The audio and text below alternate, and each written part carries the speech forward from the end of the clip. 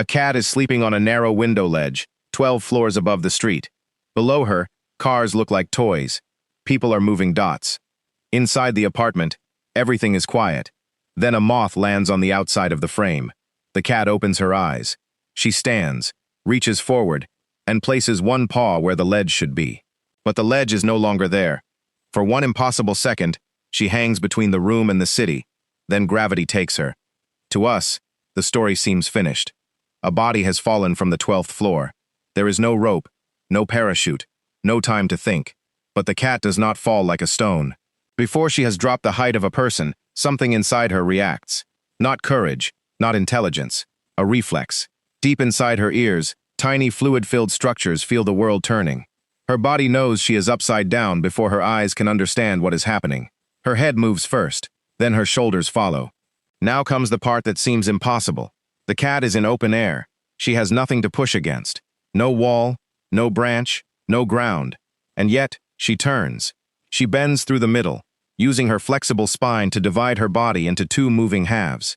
She pulls her front legs inward and stretches her back legs out. The front of her body turns quickly, while the rear barely moves. Then she changes shape. The front legs extend.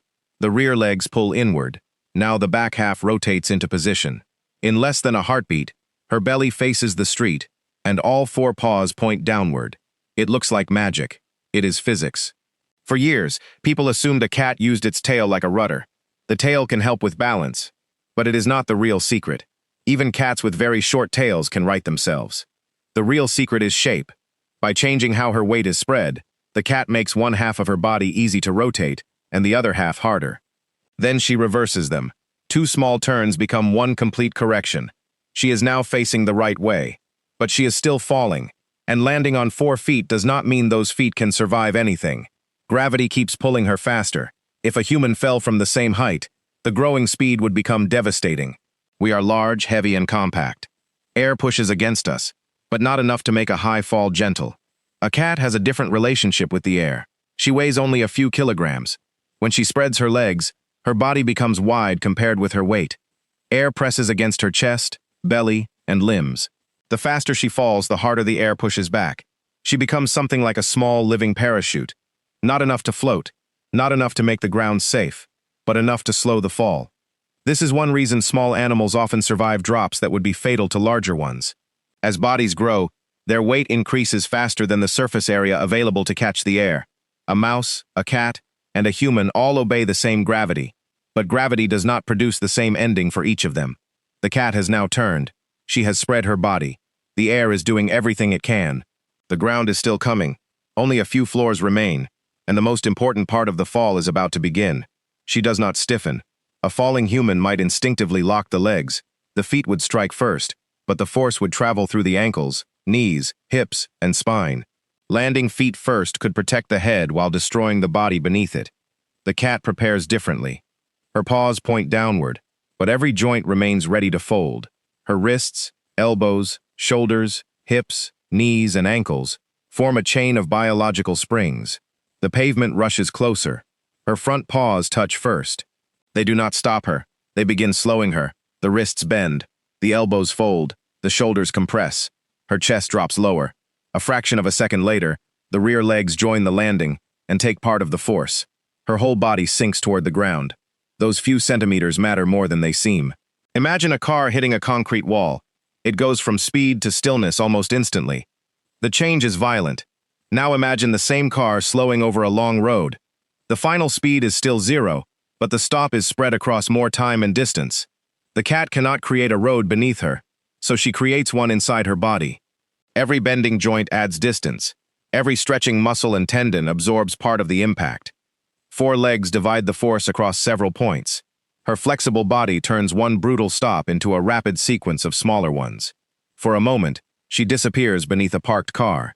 Then she moves. One paw. Then another. She slips into the darkness between 2 buildings. And this is where people usually misunderstand what they have seen. A cat falls. She stands. She runs away. So she must be fine. But movement is not proof of safety. Cats are predators, but they are also small enough to become prey. In the wild, weakness attracts danger. They often hide pain. And after a terrifying fall, Adrenaline can keep an injured animal moving. A cat may run while carrying broken bones, bruised lungs, internal bleeding, or injuries to the chest and jaw. Surviving is not the same as walking away unharmed. Veterinarians call the pattern of injuries from these accidents high-rise syndrome. Many cats brought to clinics are alive, but some cannot breathe normally. Some are in shock. Some have fractured legs. Others have injuries that are almost invisible from the outside. The righting reflex is not a force field. It is a collection of advantages. And advantages have limits. That matters, because of one of the strangest myths about cats.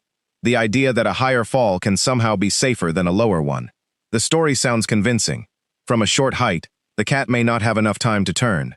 From a greater height, she can face downward, spread her legs, and reach a speed that stops increasing. There may be pieces of truth in that explanation, but the conclusion is dangerous. A higher window is not a safer window. Hospital records only include cats that were brought to the hospital. A cat that dies at the scene may never appear in the data. A cat that lands on an awning, a tree, or soft soil cannot be compared with one that hits bare concrete. The number of floors tells only part of the story. There is no magical height where gravity becomes kind. Reaching a maximum falling speed does not make that speed harmless. It only means the cat is no longer accelerating much. The ground must still remove all of her motion. Sometimes her body can manage it, sometimes it cannot. So why can cats survive falls that would kill us? Not because of one miracle, because several small advantages arrive in the correct order. The inner ear finds the ground, the head turns first, the spine twists the body, the legs spread and catch the air, the paws protect the head and back, the joints fold, stretching the impact across a few precious fractions of a second. Remove any part of that sequence, and the landing becomes more dangerous. And the entire performance happens without planning. No calculation, no practice, just a body carrying answers shaped long before the first cat ever climbed onto a window ledge. To us, falling is chaos. To the cat, it is a problem her body tries to solve step by step. Find the ground. Turn the body. Catch the air. Prepare the legs. Stretch the stop. A cat does not defeat gravity. She negotiates with it. She trades flexibility for control, surface area for speed, and a few centimeters of bending limbs for the tiny amount of time that may separate life from death. Sometimes, the bargain works. Sometimes, gravity still wins. Because cats do not have 9 lives.